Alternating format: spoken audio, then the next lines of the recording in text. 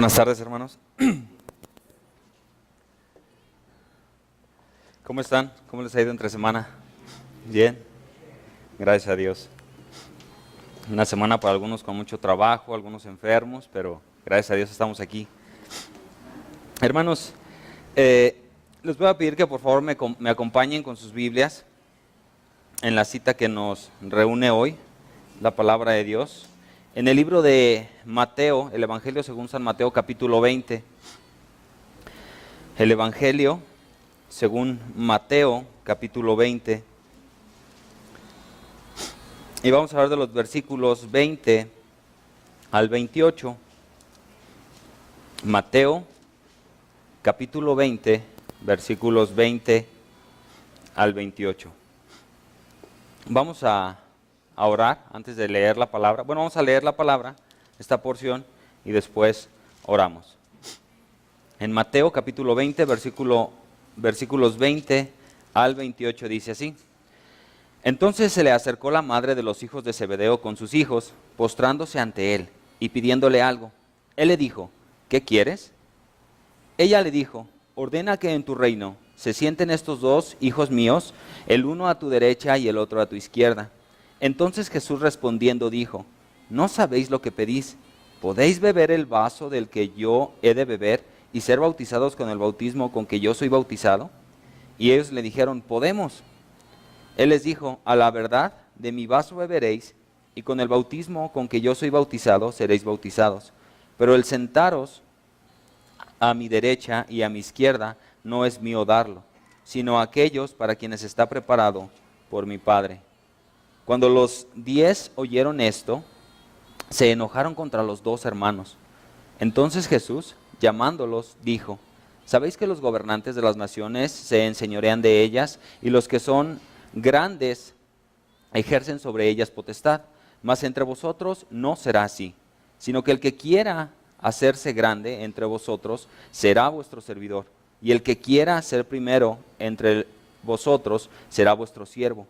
Como el Hijo del Hombre no vino para ser servido, sino para servir y para dar su vida en rescate por muchos. Vamos a orar. Padre, te damos muchas gracias, Señor, por tu palabra, Señor, que es rica, de verdad, es viva, Señor, es rica, es abundante en cualquier porción, Señor, y gracias porque a través de ella nos hablas.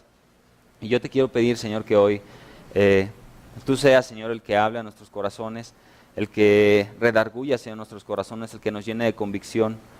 Padre, tú sabes que esa es una de mis oraciones para tu iglesia, Señor, en todo el mundo, que nos llenes de convicción, Señor, más y más para servirte con fe, Señor, pero también lo importante, como lo vamos a ver hoy, Señor, con un corazón, con las intenciones correctas, Señor. Padre, te pido, Señor, que me dejes hablar y expresar lo que yo entendí, Señor, y lo que me mostraste a mis hermanos, y nos ponemos en tus manos, Señor. Definitivamente yo no quiero estar en otro lugar más que allí. Yo sé que mis hermanos también, Señor. Te damos muchísimas gracias por tu palabra, que es viva y eficaz y que nos redarguye, Señor, nos instruye para crecer en ti en toda buena obra. Padre, levantamos esta oración dándote gracias en el nombre precioso de Jesús. Amén. Les voy a tratar de pintar un poquito el contexto. El contexto de este capítulo: Jesús está hablando y va con sus 12 discípulos. Se separa por ahí en el capítulo 20 porque antes se está platicando con un joven rico. Ustedes recuerdan la historia, está el joven rico, se acerca: Señor, he obedecido todos los mandamientos, y Dios le dice, Jesús le dice, bueno, vende todo lo que tienes y dalo a los pobres y sígueme. Y él se entristeció porque tenía muchas riquezas, y ahí habla de que es más fácil que un camello pase por el ojo de una aguja que un rico entre en el reino de los cielos, etcétera, etcétera. Y sigue hablando él, y después se separa un poquito y empieza a contar una parábola, la parábola de los obreros de la viña, donde el padre de familia deja a sus hijos, sale a buscar quien trabaje en su viña, y encuentra unos en la mañana, otros a mediodía y otros en la tarde. Y les paga lo mismo, ¿no? Y algunos en su corazón empiezan a decir: ay, pero ¿por qué ellos más? Si yo trabajé desde la mañana y me está pagando igual. Y empieza a haber cuestiones del corazón. Y Jesús empieza después de eso también a anunciar su muerte, y les habla acerca de la muerte, pero después de la muerte inmediatamente llega esta mujer que muchos creen que es Salomé, la mamá de Jacobo y de Juan, y se presenta con Jesús y le hace esa petición, que sus hijos se sienten el uno a la derecha y el otro a la izquierda. Y para los que apuntan, hermanos, hoy la prédica la titulé La Pregunta. Y son varias preguntas con las que vamos a terminar, hermanos, pero la pregunta ahorita iniciando es, ¿dónde está tu corazón? ¿Dónde está tu corazón hoy? ¿Qué tienes en tu corazón hoy en la mañana? ¿Tienes enojo, ira, frustración, ambición? ¿Qué tienes en tu corazón y cómo lo tienes? Y dividí este pasaje en cuatro puntos, y el primero es el asunto, lo que le dice esta mujer, ¿no? Versículos 20 al 21, el asunto. Y luego la respuesta, versículos 22 al 23. Después, el resultado, versículo 24. Y la conclusión, versículos 25 al 28. Pues vamos a iniciar, hermanos. Los primeros dos versículos 20 y 21 dice: Entonces se le acercó la madre de los hijos de Zebedeo con sus hijos, postrándose ante él y pidiéndole algo. Él le dijo: ¿qué quieres? Ella le dijo: ordena que en tu reino se sienten estos dos hijos míos, el uno a tu derecha y el otro a tu izquierda. Es curioso, ¿no, hermanos?, cómo Jesús viene de anunciar su muerte, y acabando de anunciar su muerte, llega esta mujer y le pide eso. El pasaje paralelo que está en Marcos relata que los dos discípulos de él, Jacobo y Juan, se acercaron con él a pedirle esto directamente. No se contradice la Biblia, a lo mejor fue así, fue de la otra manera, pero dice lo mismo en realidad. Pero qué momento tan drástico, ¿no?, para llegar con una petición así. Jesús les está diciendo: es necesario que yo sea entregado en manos de pecadores y que me maten, pero al tercer día voy a resucitar. Y de repente llega esta mujer: Señor, por favor, que mis hijos se sienten a la derecha y el otro a la izquierda. Pero muy posiblemente esta mujer se quedó solamente con una parte de lo que había escuchado de Jesús. En el capítulo 19, versículo 28 dice así: Y Jesús les dijo: de cierto os digo que en la regeneración, cuando el Hijo del Hombre se siente en el trono de su gloria, vosotros que me habéis seguido también os sentaréis sobre 12 tronos para juzgar a las 12 tribus de Israel. Y de eso también habla Lucas 12:30. Entonces tal vez estos dos discípulos se quedaron con eso, ¿no?, con lo que nos gusta del Evangelio. ¿Cuántas veces nos hemos quedado con lo que nos gusta del Evangelio y olvidamos todo el contexto? Muchas veces nos ha pasado. Y también quiero resaltar que si fue esta mujer o si fueron ellos dos, definitivamente debieran de haber tenido muchísima fe, porque ellos creían en Jesús como lo que era, como el Mesías, como el Señor, como el enviado. Y no cualquiera se le iba a pedir esa solicitud.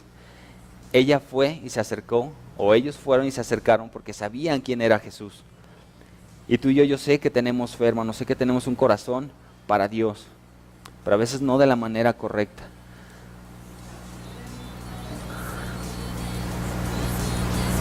Ese es el asunto, hermanos. Jesús les dice: ¿qué quieres? Él ya sabía que quería y ella le da su petición, ¿no? Y la respuesta que le da Jesús le dice: entonces Jesús respondiendo dijo: no sabéis lo que pedís. ¿Podéis beber del vaso que yo he de beber y ser bautizados con el bautismo con que yo soy bautizado? Aquí voy a hacer una pausa. Él ya no se dirige a la mujer, se dirige a ellos. Les dice: ustedes pueden hacer lo que con el bautismo, el vaso que yo voy a beber y ser bautizados con el bautismo que yo soy bautizado. Y ellos, ¿no? A veces pensamos que Pedro era el imprudente, pero también a ellos les salía un poquito a veces lo de Pedro y le dijeron: sí podemos. La verdad lo hicieron, ¿no? Jacobo fue el primer mártir que murió a espada. Él fue muerto por una espada. Y Juan, pues sabemos que la historia, la Biblia nos dice que fue enviado a la isla de Patmos, donde tuvo la visión del Apocalipsis, pero Juan ya era un viejito, ya. Y la isla de Patmos era lo exiliado, la cárcel de ese entonces. Pero antes de eso nos dice la historia que Juan fue llevado al Coliseo romano, y una de las costumbres que tenían en ese entonces era, aparte de darlos a los leones o prenderles fuego, era freírlos en aceite. Entonces ponían una cazuela grandota de aceite, empezaba a hervir y echaban ahí a la persona, sobre todo a los que creían en Jesús. Entonces, cuenta uno de los discípulos de Juan, Policarpo, que cuando él estaba ahí viendo y que cuando tiraron el aceite para ver cómo había quedado, y él estaba vivo, se sintió tan ofendido el César que dijo, no, mejor envíenlo a Isla de Patmos para que nadie se entere que sobrevivió y crean en el nombre del Señor Jesús. Qué historias, ¿no? De estas dos personas. Ahora esta Salomé tal vez se sentía con un poquito de influencia porque algunos creen que esta Salomé era hermana de Jesús. Perdón, hermana de María, madre de Jesús. Entonces, no lo dice exactamente la Biblia, pero muchos teólogos lo dicen. Y ha de haber dicho, pues es mi sobrino. Y si tú crees que te puedes acercar a Dios porque tienes algún favor o Dios te debe un favor, estás completamente mal.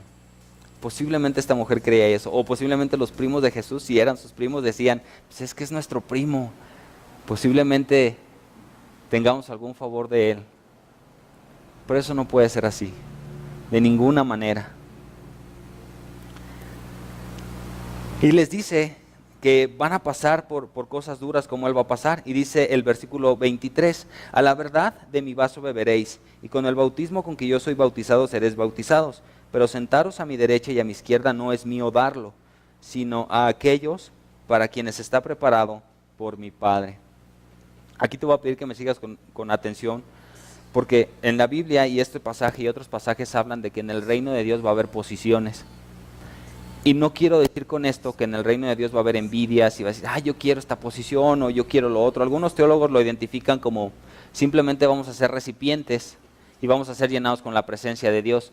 Y si tú vas a ser un recipiente grande, vas a ser llenado hasta el borde y no te va a caber más. Y si eres un recipiente pequeño, vas a ser llenado hasta el borde y no vas a poder recibir más. Es decir, no va a haber ni envidias, ni corajes, ni nada de esto. Pero de hecho también la Biblia habla de que la iglesia va a tener un juicio, no condenatorio, no nos confundamos. En la Biblia habla como de 5 juicios o 6 cabritos, el juicio del trono blanco, que es el de tú vas a ir al infierno, todos van a ir al infierno en ese juicio, porque los que hemos llegado lavados con la sangre de Jesús, va a haber otro juicio para nosotros, como lo relata Corintios, que es para recompensarnos según lo que hayamos hecho en la iglesia. Entonces, aquí va un poco más aplicación hacia nosotros. ¿Qué recipiente vamos a hacer en el reino de Dios? Dice un teólogo que no hay nada de malo en la ambición.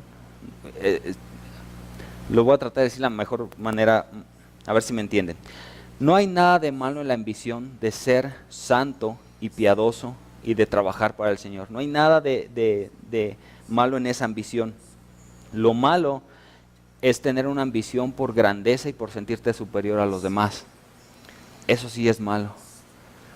No hay nada de malo. Y estaba leyendo un libro que se llama Liderazgo Espiritual. Ya mis hermanos de los varones ya lo han leído desde hace tiempo. Yo lo comencé a leer y ahí habla acerca de que no tienes nada de malo, porque muchas veces si tú crees que puedes servir al Señor y te da miedo porque no te sientes digno, escucha esto. No tiene nada de malo que tú quieras, que tu ambición es trabajar para el Señor, siempre y cuando lo hagas con un corazón correcto, no con un corazón para que los demás te vean, no con un corazón altivo, no con un corazón porque, es que el hermano canta bien bonito y yo también quiero cantar bonito y le voy a tumbar el puesto al hermano. No se trata de eso, esa no es la posición correcta de tu corazón. La posición correcta de tu corazón debería ser que simplemente quiero alabar y quiero guiar a mis hermanos en alabanza a los pies de nuestro Señor. Pero tenemos ese sentido de competencia, tenemos ese sentido de superación y no es malo. Simplemente no lo enfoques a hacer menos a los demás y en sentirte superior a los demás. Hermanos, yo estoy seguro que aquí hay hermanos que están presentes y algunos que no están presentes, que aquí adelante lo harían 15, 20 veces mejor de lo que yo lo hago. Estoy completamente convencido de eso. Y seguramente alguien pudiera pensar, pues sí, yo lo haría mejor que tú. Y es cierto, de verdad es cierto. Pero ¿cómo está tu corazón? ¿Cómo está tu corazón guiado? Porque lo puedes hacer mejor, tal vez que el hermano Héctor. De mí seguro que sí. Pero del hermano Héctor, ¿qué está pasando en tu corazón? ¿Cómo está tu corazón hoy? ¿Qué hay en tu corazón? ¿Para qué vienes aquí? ¿Cuál es tu sentido de venir aquí? ¿Escuchar, recibir? Y llegar al cielo. Si has aceptado al Señor, seguramente lo vas a hacer. Pero ¿dónde vas a estar allá en el cielo? Y quiero decirte esto en el sentido de despertarte la ambición, la ambición correcta, la ambición de simplemente estar a los pies del Señor. ¿Cómo te ves en el cielo? Yo me veo en el cielo, créanme hermanos, de verdad, me veo en el cielo hasta atrás de una multitud de gente y una persona increíblemente gigante que no le alcanzo a ver la cara, y me arrastro y llego y le agarro el dedo gordo y me voy hasta atrás otra vez y empiezo a brincar de alegría y de emoción. Y ¿cómo te ves tú en el cielo? ¿Anhelas estar ahí? ¿Cómo esperas ver a tu Creador cara a cara? Nos decía un hermano en la conferencia que Moisés le dijo a Dios, muéstrame tu gloria. Y ustedes recuerdan, ¿no? Que le dice Dios, bueno, súbete al monte, te metes a la cueva, yo voy a poner mi mano y voy a pasar. Y simplemente Moisés vio lo de atrás, ¿no? Que llegó un fuego, llegó un fuerte viento, un terremoto, y solamente vio la orilla de su gloria. Y después de haber estado ahí 40 días y 40 noches, ¿qué pasaba con el rostro de Moisés? Le brillaba la cara. Pero al final, ya prácticamente en la muerte, cuando están por entrar a la tierra prometida, que Moisés otra vez como que le empieza a decir al Señor, Señor, dame oportunidad de entrar. Le dice, ya cállate, ya no me digas eso, ya no vas a entrar. Pero simplemente sube y observa. Y estando arriba, Moisés hace una declaración y dice, apenas he comenzado a ver tu gloria. Después, hermano, tengo el cuerpo chinito. Después de pasar lo que pasó Moisés, todavía estar consciente de que apenas empieza a conocer su gloria.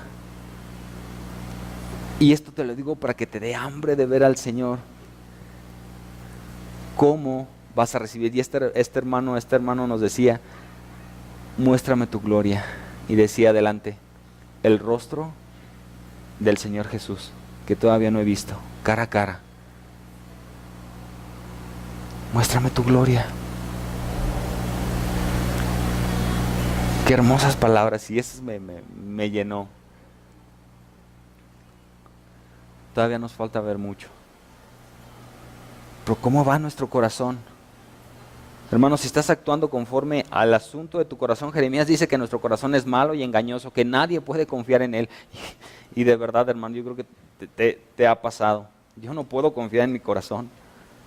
No puedo confiar en mi corazón porque es malo, por naturaleza es mala y seguramente no soy el único. Señor, ya quítame esta carnalidad, pero decirle al Señor, quítame esta carnalidad es decirle, mátame o llévame ya. Y es difícil batallar con lo que somos en nuestra carne. Y estas dos personas estaban completamente convencidas de quién era Jesús, estaban completamente convencidas de lo que iba a hacer, Jacobo y Juan y su madre Salomé, y por eso le piden esto. Y Jesús les dice, espérate, es que no sabes lo que estás pidiendo. Sí, si vas a pasar por el bautismo y vas a beber mi copa y vas a saber. Y ya les dije más o menos cómo murió cada uno. ¿Ustedes creen que no pasaron por eso? Claro que sí. Ahí se presentó el asunto. Déjame estar uno a la derecha y el otro a la izquierda. Imagínense si Dios les hubiera dicho, ok, van a estar a mi derecha y a mi izquierda desde ahora. Al lado de la cruz de Jesús había dos cruces. ¿Hubieran soportado estar ahí en ese momento? Te digo una cosa, yo creo que no. ¿Cómo está tu corazón? ¿Por qué estás pidiendo? ¿Y cómo estás pidiendo? ¿Cuál es el anhelo de tu corazón? Si el anhelo de tu corazón es servirle honestamente, hazlo y búscalo y busca la santidad y ambiciona eso. No tiene nada de malo. Pero el anhelo de tu corazón es servirle para decir, ay, es que, pues no, para cantar mejor que el hermano David. No es correcto. Ya te agarré, ¿verdad, hermano? ¿Cómo está tu corazón hoy? ¿Cuáles son tus peticiones delante del Señor? Y la respuesta que Dios le da, Jesús no le dice, no va a haber estos lugares en el cielo. Él dijo, mi Padre es el que va a dar estos lugares. A quien Él quiera darlos, no está en mí darlos. Va a haber lugares especiales en el cielo. La Biblia dice que nosotros vamos a juzgar a quien, ¿alguien recuerda? A los ángeles. No se refiere a los ángeles celestiales, sino a los ángeles demoníacos, a los que cayeron. Tú y yo vamos a tener esa oportunidad. ¿Te parece poco? Cuando esté aquí el reino del Señor en la tierra, también dice que va a poner gobernadores. ¿Te parece poco que Dios te diga, hermana, gobierna este lugar, hermano, gobierna este lugar? Va a haber posiciones, va a haber lugares. Pero ¿cuál fue el resultado, hermanos? En el versículo 24 dice, cuando los 10 oyeron esto, se enojaron contra los 2 hermanos.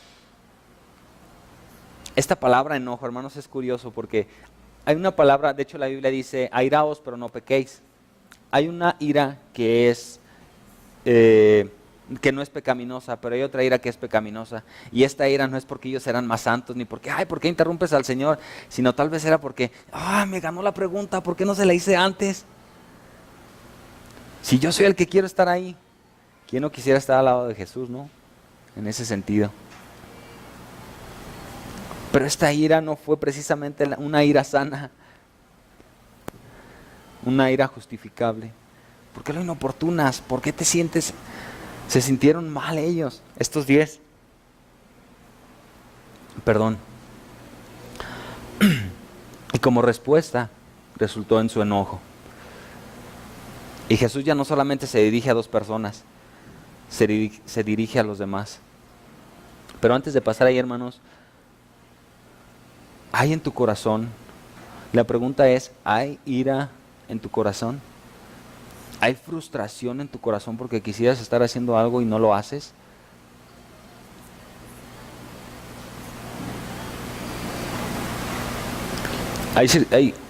Hay veces en las que yo me siento frustrado y se lo he comentado al pastor, hermano, yo me siento frustrado por esto y esto y esto. No es necesario que lo sepa, no es importante. Pero él me dice, ten paciencia. Ora. Si es de Dios va a pasar y si no, no va a pasar. Y una vez alguien me dijo, ¿estás feliz? Yo todavía no me reunía en esta congregación, me reunía en otra. Yo ya tenía los principios de Capilla Calvario, pero todavía tenía unos compromisos en otra antes de poder venir para acá. Y estaba con otros hermanos y este hermano me dijo, porque aparte lo conozco desde hace tiempo, y me dice, ¿estás feliz donde estás y estás haciendo lo que te gusta? Y le hace, no me contestes, pero la respuesta en mí fue no. Y me dice, ¿y si Dios te deja ahí? ¿Vas a estar feliz? Yo me dejó pensando y dije, no puedo vivir así siempre. Y te hago la misma pregunta a ti. Si hoy en día estás frustrado, estás un poco enojado porque no estás haciendo lo que Dios te ha llamado a hacer, o cualquier cosa, si Dios te deja en ese lugar, ¿vas a estar enojado y frustrado toda la vida? Entonces, ¿dónde está la paz que te ha traído el Señor? Entonces, ¿dónde está? Y para superar eso tiene que haber perdón. Tienes que perdonarte a ti mismo, tienes que perdonar a los demás. Tienes que saber que todos fallan, incluso tú fallas. Y seguir adelante. Y es difícil perdonarnos a nosotros mismos. Es una de las cosas que a mí más me cuesta hacer. No digo que a veces perdonar al enemigo sea fácil, ¿no? O amar al enemigo, pero es más difícil todavía perdonarme a mí mismo, porque, híjole, es difícil. Y yo creo que no soy el único que me pasa. Pero si estás frustrado, si estás enojado, ¿por qué sigues en esa condición? Dale gracias a Dios, acepta cómo eres, acepta tus errores, acepta el llamado que Dios te ha dado y continúa. Si te va a tener ahí, mantente ahí y da alegría, da gracias al Señor hasta que Él te ponga en otro lugar. Estos 10, ¿no? A veces pensamos, y créanme que ya cuando uno estudia un poquito más las cosas se da cuenta mucho más, pero yo pensé estos 10, no, son bien espirituales, no, qué bárbaros, porque ellos se enojaron porque importunaron a Jesús, pero ¿qué había en sus corazones? Enojo, un enojo no sano, un enojo no justificable. Ellos estaban airando, pero estaban pecando porque siento que también ellos estaban codiciando, algo así, algo similar, pero simplemente ni siquiera tuvieron el valor para decirlo.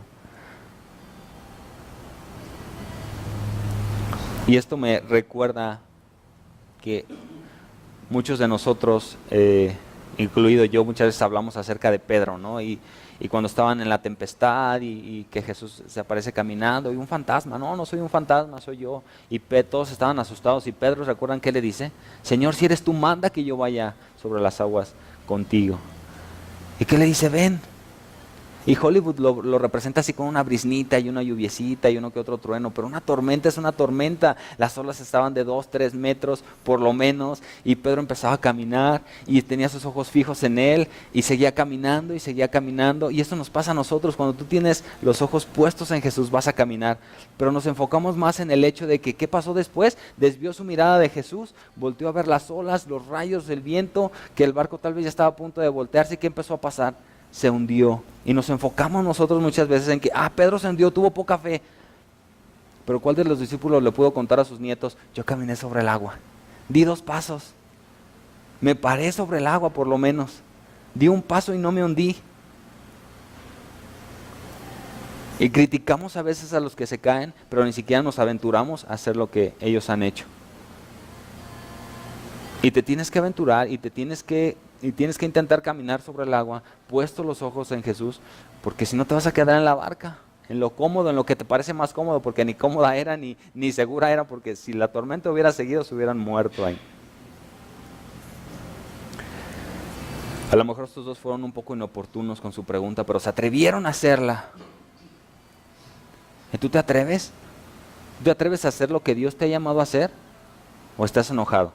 No, es que me dijeron que ya no tenía que servir aquí. No, es que me dijeron esto. No, es que me hicieron mala cara. No, es que, etcétera, etcétera. Y puedes poner mil pretextos y lo único que vas a hacer es alimentar tu enojo, tu frustración. Y cuando alguien caiga, va a ser el objeto de sacar esa frustración y esa ira. Ya ven, por eso no lo quiero hacer.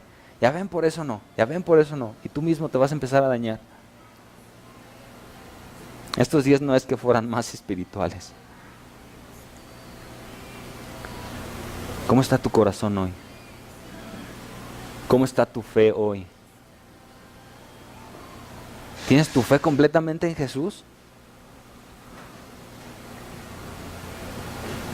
Y estoy seguro que vas a responder que sí. Y eso es bueno.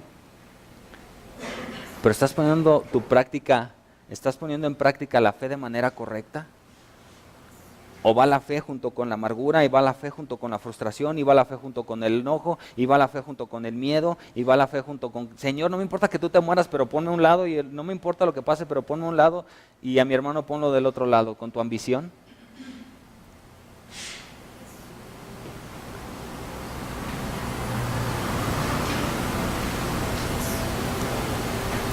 Hermanos, fe es poner todo lo que eres, escúchame esto, es poner todo lo que eres con tus ambiciones, sean buenas o sean malas, con tus virtudes, voy a acabar rápido, con tus virtudes y tus defectos, pon todo lo que, eso es fe, poner todo lo que tú eres sobre Jesús, porque Jesús va a trabajar, no te va a dejar así. Y si es la convicción, como dice Hebreos, la convicción de lo que no se ve, la certeza de lo que se espera, por la fe alcanzaron salvación muchos, etcétera, etcétera. Pero pon todo lo que eres en Jesús. No esperes a que se termine tu coraje, tu frustración, para poner todo lo que eres en Jesús. Dice el hermano Jaime Food, para quien lo han escuchado, Dios sabe con quién se la rifa y por algo estás aquí. Y te aseguro, no eres la mejor persona que Dios pudo haber escogido. Yo soy la peor de todos. No eres la mejor persona, dice la Biblia. No escogió a muchos sabios, a muchos inteligentes, sino a lo menospreciado del mundo escogió Dios para avergonzar a los sabios.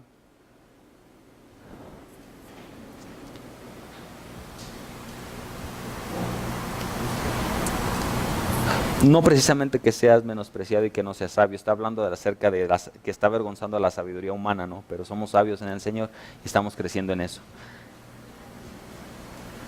Este es el resultado, hermanos, el enojo a veces de personas que se atreven a decir, yo lo quiero hacer.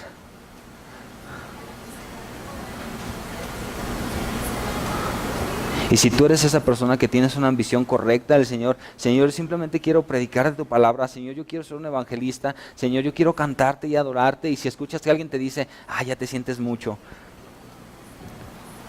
Una vez en otra congregación, no en esta, fue en otra congregación, alguien le dijo a una familia, agredió a toda mi familia diciendo que mi familia era la segunda y que nos queríamos quedar con el puesto del pastorado y ser como la iglesia del pastor, pero en realidad no era así, ¿no? Pero simplemente si quieres servir siempre va a haber trabas, incluso de los mismos hermanos. No lo tomes personal. Y ese es el resultado, hermanos. No esperes otra cosa. No esperes que lleguen y te aplaudan en la espalda y te digan, ay, qué bueno, hermano, que lo hiciste. Ah, hermano, me alegro contigo. Habrá quien lo haga. Pero atrévete, es para el Señor. Si te caes, el que se queda sentado se va a caer también.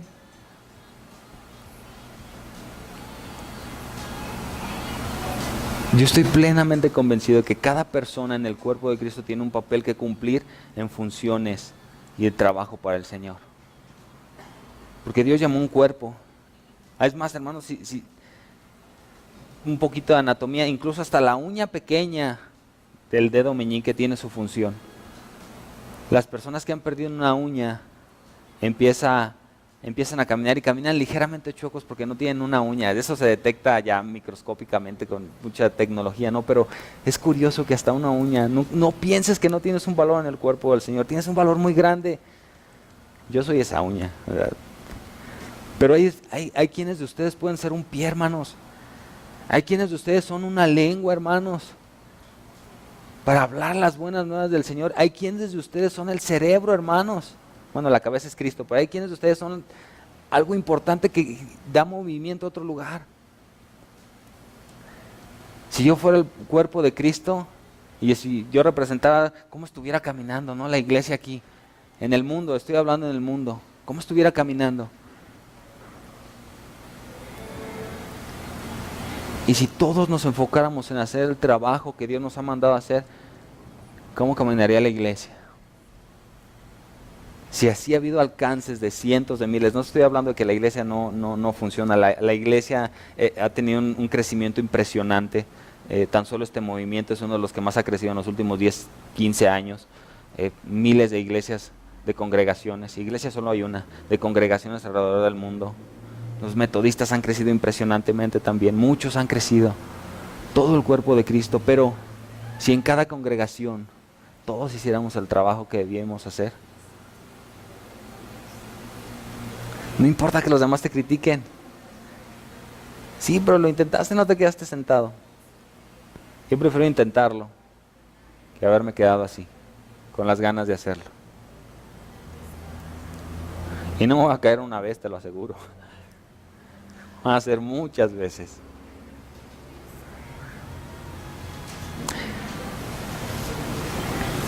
Hermanos, otro teólogo dijo algo así como: pedimos sabiduría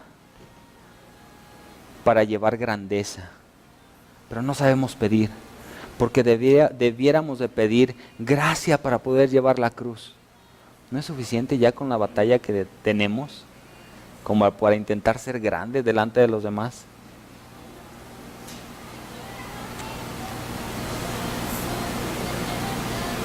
Hermanos, yo estoy seguro que aquí, de verdad, y vuelvo a lo mismo, hay hermanos que lo harían muchísimo mejor que yo aquí adelante. Ora, hazlo, atrévete. ¿Te van a juzgar? Es inevitable.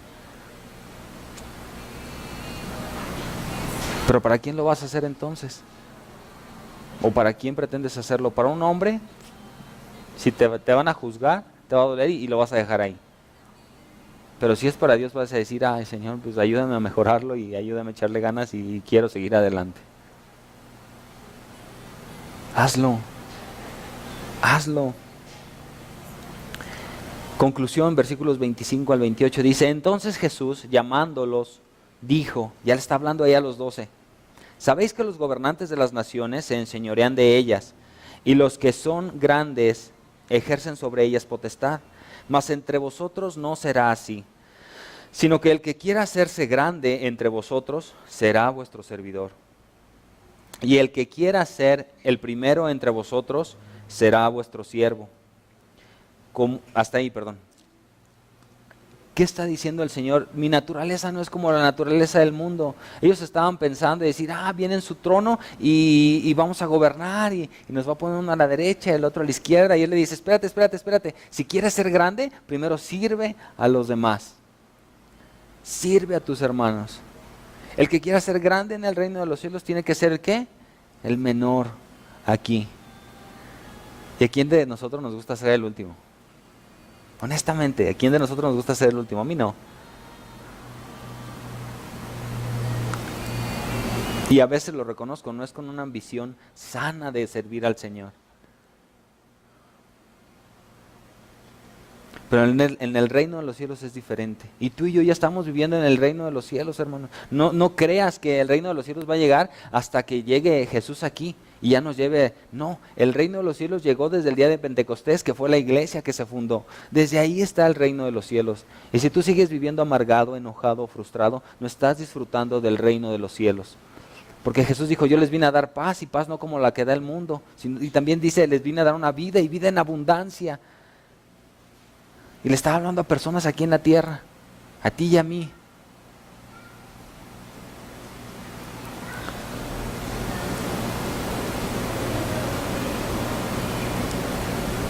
¿Y cómo estás, hermano, hoy? ¿Estás sirviendo para ser de los mejores? ¿O estás sirviendo porque eres el menor?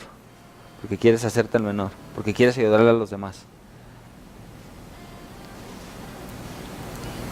Y el que quiera ser el primero entre vosotros será vuestro siervo. Versículo 27, versículo 28 nos da el ejemplo y el poder que tiene Jesús para decirnos esto. Él simplemente sin haberlo hecho, él podía estar desde un trono mandando a todos, diciéndole lo que hagan. Todavía cuando estaba ante Pilato, Pilato le preguntó, ¿tu reino es de aquí o es de otro lugar? Y él le dice, si mi reino fuera de aquí ya hubieran venido miles de ángeles a rescatarme. Y él vino y se despojó, como dice Filipenses, se despojó de sí mismo tomando forma de siervo y siervo hasta la muerte y muerte de cruz. No se aferró al ser igual a Dios, sino que se despojó a sí mismo, etcétera, etcétera. Se humilló. ¿Quieres ocupar un puesto en el reino del Señor? ¿Quieres ser un recipiente que desborde? Te lo digo y te lo vuelvo a reafirmar. Seas un recipiente grande, un recipiente pequeño, vas a quedar al límite, no vas a poder recibir más del Señor de lo que ya eres, porque eres un recipiente, vas a ser una vasija de barro, de forma figurada lo digo, y vas a recibir del Señor hasta donde puedas, no vas a poder recibir más ni menos. Pero te pregunto, con una ambición santa, no lo quiero llamar ambición santa, tal vez no es la forma correcta, espero que me estén entendiendo, sino con un deseo honesto de servir al Señor, ¿quieres recibir poco o mucho? En el cielo, no estoy hablando aquí.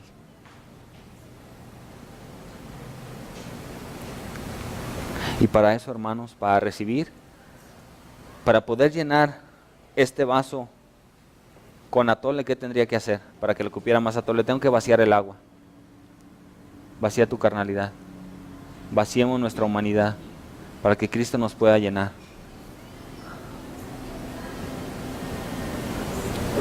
Como el Hijo del Hombre no vino para ser servido, sino para servir y para dar su vida en rescate por muchos. Jesús no vino a ser servido, vino a servir, y Él lo demostró.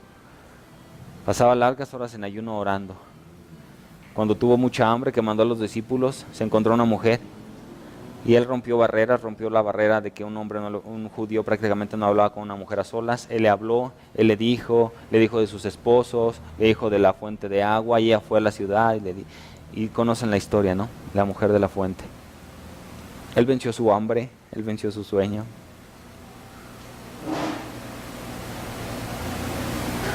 Él vino a servir. La pregunta es, ¿estás sirviendo tú? ¿Estás sirviendo de la manera correcta? ¿Por qué estás sirviendo? Me tardé mucho menos de lo que había pensado, pero vamos a orar, hermanos.